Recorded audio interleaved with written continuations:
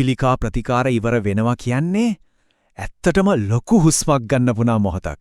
ඒත් හැමදේම එකපාරටම කලින් තිබ්බ විදිහටම නෝනාම හිතට පොඩි ප්‍රශ්නයක් එනවා නේද? අන්නේ ඒ ගැන තමයි මේ කතාව බහ. ප්‍රතිකාර වලින් පස්සේ කාලයක් ගිහින් මතුවෙන්න පුළුවන් බලපෑම් සහ ඒවට මුහුණ දෙන හැටි ගැනයි අපි කතා කරන්නේ. ප්‍රතිකාර ඉවරයි. ඒ තැඟට දැනෙන්නේ තවමත් මොකද්ද අමුත්තක් වගේ නේද? ඒක ඇත්තම හුඟ දෙනෙක්ට දැනෙන දෙයක්. සමහර රෝග ලක්ෂණ පහව යන්නේ නැතුව අධිකටම තේන්නත් පුළුවන්. සමහර ඒවා අලුතෙන්ම මතුවෙන්නත් පුළුවන්. ඉතින් මේක ඇත්තම සිද්ධ වෙන දෙයක්. Tamanට විතරක් වෙන දෙයක් නෙවෙයි කියලා තේරුම් ගන්න එක තමයි පළවෙනිම පියවර. හරි. එහෙනම් මේ අත්දැකීමට අපි නිවැරදි නමක් දෙමු. වෛද්‍ය විද්‍යාවේදී මේකට කියන්නේ පසුකාලීන බලපෑම් කියලා. සමහර වෙලාවට pelvic radiation disease කියලාත් කියනවා.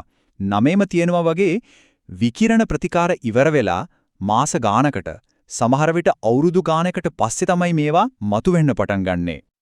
හැබැයි ඉතින් ලොකුම ප්‍රශ්නේ තමයි ප්‍රතිකාර ඉවර වෙලා මෙච්චර කල් ගිහින් ඇයි එකපාරටම මෙහෙම වෙන්නේ? ඒකට හේතුව හරියටම තේරුම් ගත්තොත් මේ තත්ත්වයේ කලමනාකරණය කරගැනීම එක ගොඩක් ලේසියි. හිතන්නකෝ මෙහෙම විකිරණ ප්‍රතිකාර කියන්නේ අධිශක්ති කිරණ පාවිච්චි කරලා පිළිකා සෛල විනාශ කරන ක්‍රමයක් නේ. හැබැයි ඉතින් මේ ප්‍රබල කිරණ වලට පිළිකා සෛල විතරක් නෙමෙයි ඒ අවට තියෙන නිරෝගී පටකත් අහුවෙන්න පුළුවන්. අන්න එතන තමයි පොඩි හානියක් වෙන්න ඉඩ තියෙන්නේ. ඉතින් ශෝනි ප්‍රදේශයේ කිව්වම අපි කතා කරන්නේ මොන හරිය ගැනද? ඒ කියන්නේ අපේ උදරයේ පහළම කොටස බලන්න මේ ස්ලයිඩ් එකේ දිනනවා වගේ මුත්‍රාශය, බඩවැල්, ගර්භාෂය, ඩිම්බකෝෂ මේ වගේ ජීවිතයට අත්‍යවශ්‍ය අවයව ගොඩක් තියෙන මෙතන. අර කලින් කිව්ව විකිරණ ප්‍රතිකාරවල බලපෑම එල්ල වෙන්න පුළුවන් වෙන්නේ අන්න මේ අවට තියෙන අවයවවලට තමයි. මෙතනදී ගොඩක් දෙනෙක් පටලවා ගන්න දෙයක් තියෙනවා. ඒ තමයි දිගුකාලීන බලපෑම් සහ පසුකාලීන බලපෑම් කියන එක. මේක දෙකක්. දිගුකාලීන බලපෑම් කියන්නේ ප්‍රතිකාර කරන කාලයේම පටන් අරගෙන දිගටම තියෙන දේවල්. හැබැයි අපි අද කතා කරන මේ පසුකාලීන බලපෑම් කියන්නේ ප්‍රතිකාර ඉවර වෙලා හැමදේම හොඳයි කියලා හිතාගෙන ඉන්නකොට මාස ගානකට පස්සේ අලුතෙන්ම මතුවෙන දේවල්. අන්න ඒකයි වෙනස. අපි බලමුද බහුලවම දකින්න ලැබෙන වෙනස්කම් මොනවද කියලා? අපි මුලින්ම කතා කරමු මුත්‍රාශය සම්බන්ධ ගැටලු ගැන. උදාහරණයක් විදිහට ගත්තොත් ඉස්සරට වඩා නිතර මුත්‍රා කරන්න ඕන වෙන එක. එව නැත්තම් හදිසියෙම දරා ගන්න බැරි විදිහට අවශ්‍යතාවයක් එන එක. සමහර වෙලාවට තමන්ටත් නොදැනීම ටිකක් පිටවීම වගේ දේවල් වෙන්න පුරුවන්. ඒ වගේම මුත්‍රා කරනකොට දැවිල්ලක් දැනෙන එක නැත්තම් මුත්‍රාවලේ ලේ පේන්න තියෙන එකත් මේකටයි. විශේෂයෙන්ම කියන්න ඕන මුත්‍රාවල ලේ පේනවා නම් ඒක කොහෙත්ම නොසලකා හරින්න හොඳ නෑ. ඒක අනිවාර්යයෙන්ම වෛද්‍යවරයෙක්ට පෙන්නන්න ඕන. ඊළඟට අපි කතා කරමු බඩවැල් ආශ්‍රිතව ඇතිවෙන වෙනස්කම් ගැන. මං දන්නවා මේවා ගැන කතා කරන්න සමහරු ටිකක් අදිමදි කරනවා. ඒත් මේවත් බොහොම සාමාන්‍යයි. ඒ නිසා අපි විවෘතව කතා කරමු. මොනවද මේ වෙනස්කම්? ගුද මාර්ගයෙන් ලේ වහනය වීම. පාචනය හෝ මලබද්ධය මාරුවෙන් මාරුවට ඇතිවෙන එක. වැසිකිළියට යන්න දරා ගන්න බැරි තරම් හදිසියක් එන එක. මේ වගේ දේවල් වෙන්න පුළුවන්.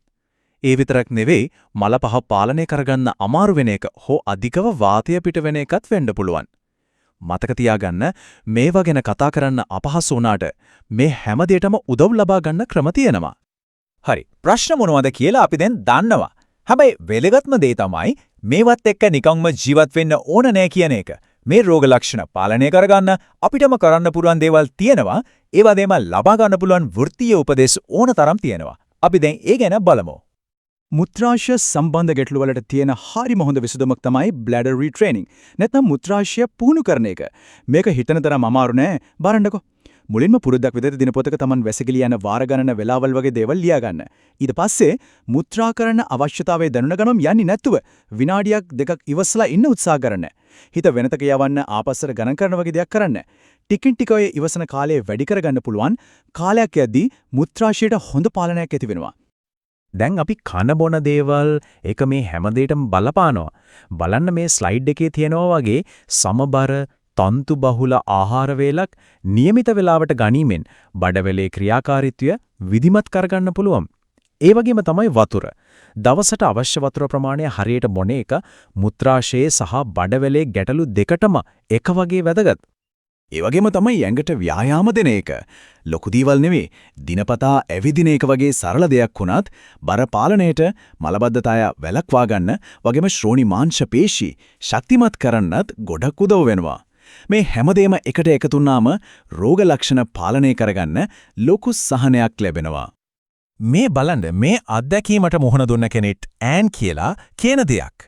එයා කියනවා මම සායනික විකිරණ වේදියා එක්ක කතා කළා. එයා මට මේ පසුකාලීන බලපෑම් ගැන පත්‍රිකා ගොඩක් දුන්නා. මට ඩිලේතරයක් සහ උපදෙස් DVD එකකුත් ලැබුණා. ඒ නිසා මම සූදානම්ින් හිටියා. මේකෙන් පේනව නේද? කලින් මට තොරතුරු දැනගෙන ඉන්න එක සූදානම් වෙන එක කොච්චර වටිනවද කියලා. ඒ වගේම Taman තනියම නෙවෙයි කියන හැඟීමක් එනවා. තවත් හරිම ප්‍රයෝජනවත් ලේසියෙන් කරන්න පුරවන් දෙයක් තමයි ශ්‍රෝණි මාංශ පේශි ව්‍යායාම. pelvic floor exercises කියලාත් කියනවා. මේවා හරිම සරලයි. හරියට වාතය පිට වෙන එක නවත්ත ගන්න උත්සාහ කරනවා වගේ යටිබඩේ මාංශ පේශි ටික තද කරලා තත්පර කීපයක් තියාගෙන ඉඳලා පස්සේ ලිහිල් කරන එකයි කරන්න තියෙන්නේ. මේ පුංචි ව්‍යායාමයෙන් මුත්‍රා සහ මල පහ පාලනයට උදව් කරන මාංශ පේශි ශක්තිමත් වෙනවා. හොඳයි. Tamanටම කරගන්න පුළුවන් දේවල් ගැන අපි කතා කළා. හැබැයි මේ හැම දෙයකටම වඩා වැදගත් අත්‍යවශ්‍ය පියවරක් තියෙනවා. ඒ තමයි Taman තනි වෙලා නැහැ කියලා තීරණ අරගෙන වෘත්තීය සහාය ලබා ගන්න එක.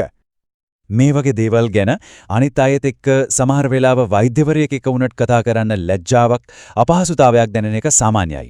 ඒක පුදුමයක් නෙවෙයි. හැබැයි මතක තියාගන්න ඕන වැදගත්ම දේ තමයි සෞඛ්‍ය සේවයේ ඉන්න අයට මේවා අලුත් දේවල් නෙවෙයි. ඕන් දිනපතාම මේ වගේ ගැටලු ගැන කතා කරනවා, උපදෙස් දෙනවා. ඇත්තටම ඕන්ට මේවා සාමාන්‍ය දේවල්. උදව් කරන්න තමයි ඕන් ඉන්නේ.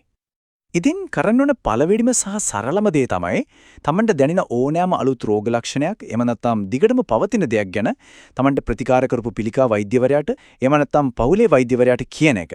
බය නැතුව කියන්න. එතනින් එහාට අවශ්‍ය පරීක්ෂණ, උපදේශ, ප්‍රතිකාර වලට ඕන් යොමු කරાવી.